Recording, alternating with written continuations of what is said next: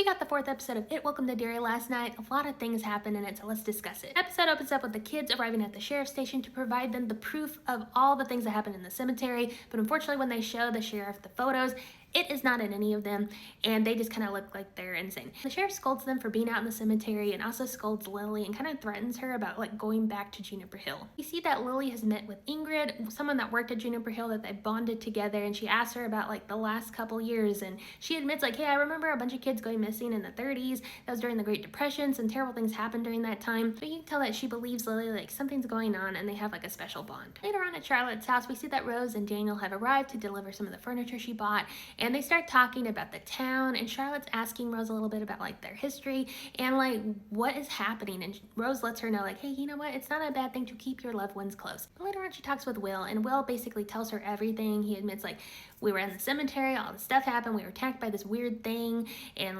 Ronnie's dad is in jail and it's just terrible. So Charlotte is you know what, something bad's happening, I'm gonna get to the bottom of it. But she also tells Will, you know what, I'm not gonna tell your father about any of this stuff because you're gonna get in trouble. They have a little family dinner, and Leroy's kind of pressing Will about his time at school, and so Charlotte just says, oh yeah, he has a crush on a girl, just to kind of sidestep all the craziness that he went through. And later on we see that Leroy has taken his son out to go fishing. They're having a nice time until Leroy goes to get something out of the car, and unfortunately Will sees something in the water, and it turns out to be it in the form of his father, who was burned, and he pulls him into the water and he almost drowns, but thankfully his father arrives just in time to save him. And he asks him what happened, and Will's it was you, and they see a balloon float by them. We see Charlotte go into town to talk to the sheriff about what has happened, and she asks a little bit about Hank's situation. She basically checks in on Hank to make sure he has an attorney, and the sheriff is kind of offended that she's asking that. Later on we see Charlotte talk to Hank's mother and Ronnie, and she basically is asking questions about the situation. Hank's mother basically says, you know what, I thought he didn't go anywhere that night, but apparently he did because someone saw him walking around, but he won't tell us what happened. So Charlotte later on goes back to the sheriff's office to try to talk to him with a letter from Hank's mother, and she says hey, I need to talk to him, I got the okay from his family. And the sheriff is being really rude, but then she kind of threatens to make some calls to get some civil rights activists involved, and he says go ahead. So eventually she goes in to kind of talk to Hank and understand his situation. And we learn why he doesn't really want to tell his full alibi to the cops. We learn that he was actually spending the night with a married white woman. He thinks that whatever prison he's sent to would be way better than other people finding out who he spent the night with. Saul promised Dick a nice place where everyone can hang out. So they give him this really crappy storage facility off base. But Dick and his buddies are you know what, we can make this work. So they start turning it into a fun hangout bar area. Later on we see Leroy approach Dick and ask him hey, what's going on? What are we looking for? Because something bad's happening. And he presses Dick, and Dick finally says, you know what, I don't know what it is, but I don't know if I want to find it. It's bad. Something bad is happening. And before this interaction we saw that Dick looked in the woods and he saw his grandmother, and she basically says, keep a tight lid on it, because I think she's warning him about what's to come. Later on we see the scene with Shaw where he's talking about some of the indigenous kids are kind of seeing what the military is doing, and he basically says let's invite them in, we're gonna do something. And we see Leroy bust into his office and be what are we looking for? Something bad is happening here. And so Shaw takes him into an interrogation room where Dick and Daniel are located. Throughout this episode we see the kids get together to discuss what they're going through, and they kind of come to the conclusion that whatever it is feeding off of their fear, because it could have just unalived them already, but no, it's savoring their fear. So they're trying to figure out how do we not be afraid when it comes for us. And Lily has an idea. Her mom basically has this medicine that she's hey, I'll share it with all of y'all, and when the time comes, take it and it'll help you get through terrifying moments. And then the stuff with Marge happens in this episode. We see Marge approach Lily in class, and she's hey, I miss us, let's have lunch at the cafeteria. And so Lily and Marge get together, and Marge starts asking her questions about her new friends. But Lily's hey, if you want to gossip, I'm not into that. But Marge is no, I mean, what happened to us? We were best friends since first grade. Let's start anew. And the most popular kid in class walks by and says hi to Lily and Marge. And Marge is oh, I think he really likes you. You should totally say hi. And Lily's oh my gosh, okay, I'm gonna go to the bathroom and freshen up. And as she's gone, we see that Marge actually wasn't being nice to Lily. She was setting her up to get pranked and humiliated in front of the entire school.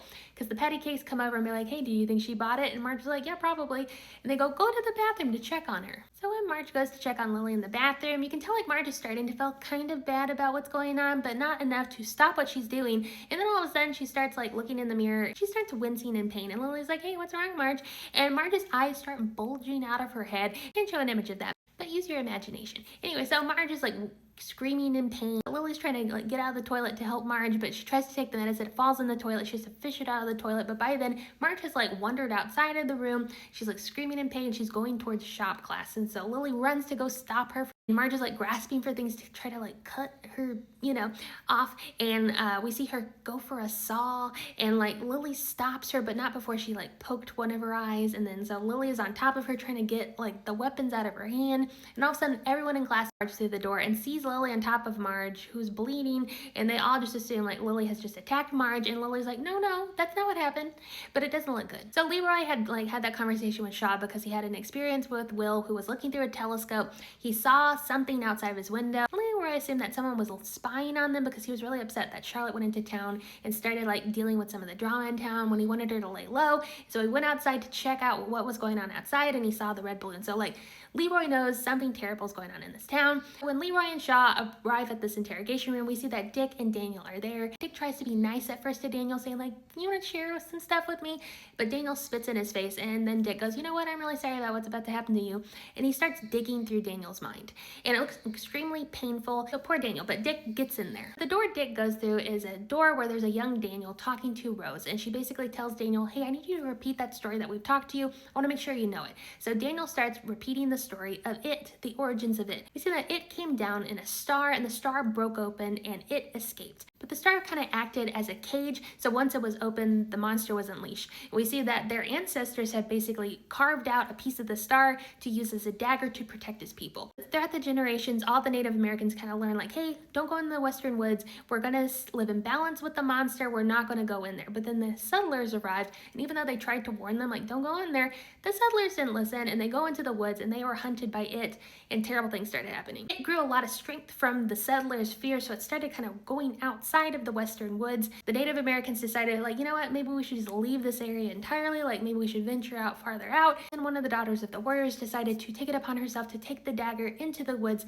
to try to find the rest of the star. And unfortunately, the search and rescue team that went in after her, all one by one met their fate, including her mother. They all decide to form a plan. The young people go back into the woods one more time with the dagger, and they find the star, and they break it up into 13 pieces. And so they bury the 13 shards of the star throughout the woods and make kind of a barrier for it. Buried them in the land, lit them on fire so that they know kind of where they're positioned. So they basically made a pledge to protect the barriers to keep it contained. But then Dick makes himself known in this memory of Daniel's, and he's like, hey Daniel, tell me where everything is. Tell me where these perimeters are. So Daniel takes him out of the room and points him into a room pointing to this, and he's like, they're in there. And I'm assuming this is the house that we've seen in the other like It movies.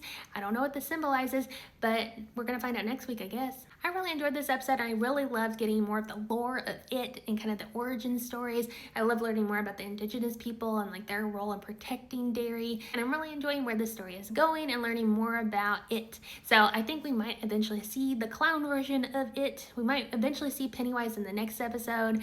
I don't know, we'll see what happens. That one Marge scene, man, that was so gross. So like, prepare yourself if you haven't seen the episode yet. But this was an interesting episode. I really enjoyed it, and I cannot wait for next week.